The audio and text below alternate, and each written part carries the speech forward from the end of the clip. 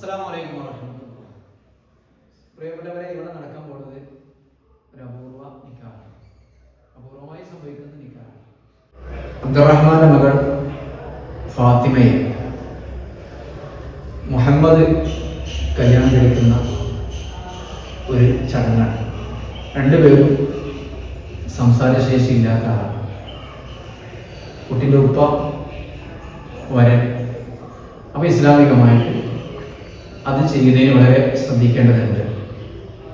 അതിന് വിവാഹത്തിൽ നിർണയിക്കപ്പെട്ട പദങ്ങൾ തന്നെ ഉപയോഗിച്ചിരിക്കേണ്ടതാണ്.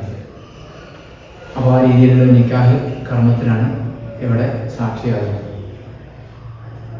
കാവി ആ കാര്യങ്ങൾ നിർണ്ണയിക്കുക.